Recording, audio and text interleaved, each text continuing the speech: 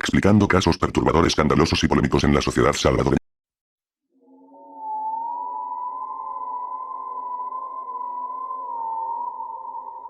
La Sombra Negra. Luego de la firma de los acuerdos de paz, la colonia Milagro de la Paz, conocida como la Currunch, se constituyó en la más peligrosa del país. Ahí los pandilleros, entonces grupos incipientes, comenzaron a hacer de la suya. Asaltaban, robaban, amenazaban, violaban, traficaban drogas y mataban a sus víctimas. Comenzaban a propagar las extorsiones. Entre agosto y septiembre de 1994, al final de la avenida El Pedregal, una joven fue violada salvajemente y los violadores hasta se dieron el lujo de contar que ellos habían sido. Fueron identificados y la denuncia fue interpuesta ante el puesto de la PNC de la colonia Milagro de la Paz, pero nada ocurrió. Los violadores siguieron haciendo de la suya. La joven víctima tenía un tío que durante el conflicto armado había prestado servicio militar. El ex soldado le contó a un taxista amigo sobre su caso y este le prometió presentarle a un sargento de la PNC destacado en la delegación de San Miguel para que le ayudara a resolver la situación. El ex soldado, que ahora reside en Texas, fue citado al centro de gobierno donde el suboficial le preguntó qué tanto valor tenía para tomar justicia por sus propias manos. Le dio una pistola Makarov y le contó que había un grupo de unos 10 civiles dispuestos a sanear la Curruncha matando delincuentes. El suboficial le prometió a Jorge M. que todo se iba a realizar de manera clandestina y que habían ex militares y ex miembros de los cuerpos de seguridad dispuestos a sumarse al esfuerzo de saneamiento, incluso miembros de la PNC que les darían protección cuando fuera necesario. A Jorge le presentaron otros 3 hombres que también habían sido dotados de pistolas Makarov. Entre los 4 comenzaron a investigar la residencia de los violadores, a quienes ubicaron cerca de una iglesia evangélica en la calle La Amargura. Una noche decidieron juntarse y avisar al sargento que ya tenían ubicado al delincuente, a quien le atribuían al menos 5 violaciones de mujer. El oficial les prestó un pickup gris doble cabina polarizado al cual le pusieron placas robadas de un vehículo de una chatarrera de Usulután. Ese 5 de octubre a eso de las 10 de la noche llegaron a la casa de Juan Mejía y a punta de pistola lo subieron a la cama del pickup. Antes de llegar al puente Urbín se cubrieron los rostros con gorros Navarón, bajaron a Mejía y lo llevaron a una de las bases del puente donde lo vendaron y le amarraron las manos hacia atrás. Jorge M. le dio un puntapié en el estómago y una vez en el suelo le dispararon varias veces. Finalmente uno de los 4 le hizo un disparo en la parte occipital. El disparo destrozó el rostro de Juan. Aleccionados por el sargento dejaron un papel en el que escribieron que eso mismo le iba a pasar a otros delincuentes. En el anónimo advertían a la PNC que si no querían que hubiera más ajusticiamiento que capturaran a los delincuentes en la colonia Milagro de la Paz y en todo San Miguel. La muerte de Juan no fue la primera cometida por la organización clandestina, pero sí fue la primera en la que dejaron un anónimo. Otros grupos ya habían matado a otros 4 o 5 delincuentes, a quienes también vendaron y amarraron las manos hacia atrás, además de darles el tiro de gracia, dice Jorge. Hasta antes de diciembre de 1994 habían cometido entre 12 y 15 ajusticiamientos. El más sonado fue el de un individuo identificado como Will Cama Larga, a quien se le atribuía la comisión de unos 6 homicidios. Will Cama Larga se había ido huyendo cuando comenzaron a matar delincuentes, pero regresó y en menos de una semana fue ubicado. El anónimo dejado junto a esta víctima fue acompañado por 2 rostros dibujados con máscaras negras. La preocupación por la muerte de delincuentes fue tal que la sede de la ONUSAL en San Miguel pidió una reunión con la jefatura de la PNC en la ciudad. En dicha reunión, en la que también estuvo el entonces gobernador Mario Betagli, se aclaró que la PNC como institución no tenía relación con el proceder del grupo clandestino y además hubo el compromiso de investigar a profundidad los hechos. A la ONUSAL había un detalle que le preocupaba. Todas las víctimas habían sido raptadas en la colonia Milagro de la Paz y sus cadáveres encontrados en la periferia con el respectivo tiro de gracia. En todos los casos los homicidas actuaban en grupos no mayores de 4 personas y hasta entonces se habían ubicado a 3, es decir que podrían ser unos 12 miembros. Las muertes siguieron ocurriendo y en todo El Salvador se hablaba de que en San Miguel alguien estaba matando delincuentes. Fue hasta que surgió un reportaje periodístico a principios de 1995 cuando se manejó por primera vez el término Sombra Negra. El periodista que ahora labora en Diario La Página recuerda que el entonces subcomisionado Oscar Chávez le dijo que el grupo clandestino no tenía nombre y que popularmente se conocía como Comando Maximiliano Hernández Martínez, Grupo de Exterminio La Mano Blanca, Grupo Gerardo Barrios y hasta Grupo Mancha Brava, pero que a él le parecía más una sombra negra por los rostros que dibujaban en los anónimos y porque al parecer los ejecutores vestían ropas oscuras. En el reportaje se manejó el término sombra negra y la embajada estadounidense, la Fiscalía General de la República, los tribunales, la PNC, la ONUSAL y los mismos medios retomaron la nominación.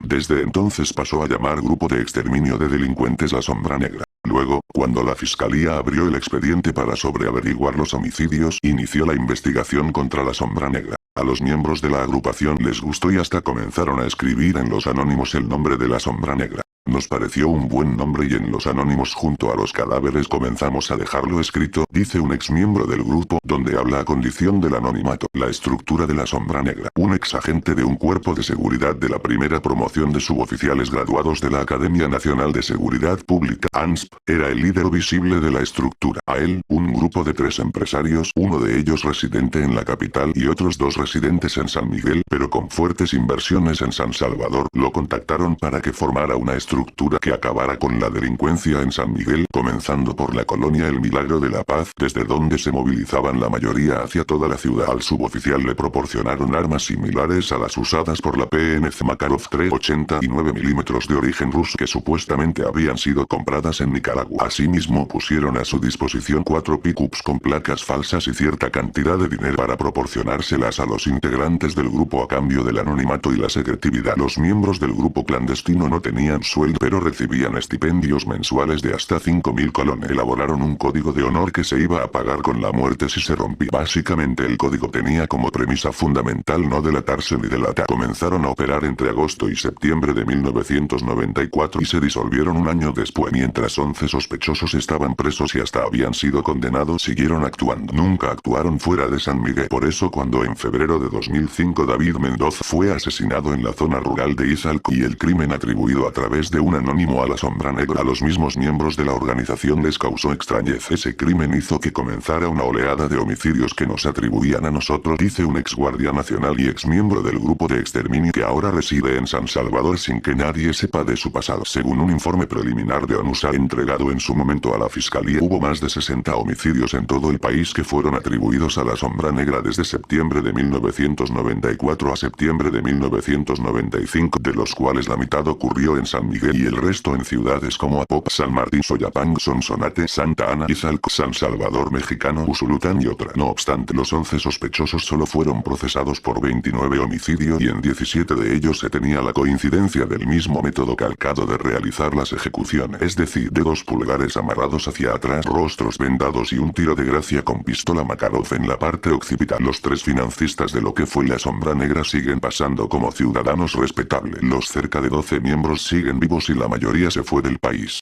9 de los 11 detenidos en julio de 1994 están desaparecidos o asesinados, víctimas de pandilleros que se vengaron a pesar de que eran inocentes. Tras cerca de un año presos, los procesados fueron liberados cuando una cámara de lo penal no encontró elementos que probaran la participación de los detenidos. Los 11 detenidos fueron expuestos al escrutinio público y sus rostros divulgados por los medios. Uno a uno fueron siendo asesinados por los delincuentes que los reconocieron. Solo sobreviven 2 y se cree que los demás están muertos o desaparecidos. Mientras estuvieron presos hubo más muertes ejecutadas por los verdaderos miembros de la sombra negra y en el resto del país otros homicidios que se cometieron en nombre del mito del grupo clandestino. Antes de que comenzara a operar el grupo de exterminio en San Miguel ocurría un promedio de 2 homicidios diarios, cuando la cifra total a escala nacional era de 7 muertes al día. En la ciudad migueleña, el 70% de los delitos se cometía en la Milagro de la Paz y la PNC había detectado que el 90% de los delincuentes vivía en esa zona, la más pobre de la ciudad y donde los delincuentes se refugiaban con suma facilidad por ser una colonia asentada sobre la lava del volcán Chaparrastique. 4 meses después del accionar de la sombra negra, la delincuencia en la colonia había disminuido en un 50% y 6 meses después bajó a casi 0 delitos. Los delincuentes huyeron a otras colonias, incluso muchos se fueron del país. A algunos los buscaron y los encontraron en otras colonias migueleñas, donde también fueron privados de su libertad para después ajusticiarlos. En mayo de 1995, el registro policial indicaba que San Miguel era una de las ciudades más tranquilas de El Salvador. Los pandilleros y delincuentes comunes habían huido. A lo anterior se suma que desde 2005 hasta la fecha por lo menos en 4 ocasiones ha surgido el rumor de la reaparición de la sombra negra. Es como asustar con el petate del muerto, dice un oficial al recordar que, incluso, la ley de proscripción de pandillas explícita el nombre de la sombra negra, un nombre que surgió de un trabajo periodístico y que costó muchas vidas, incluyendo delincuentes.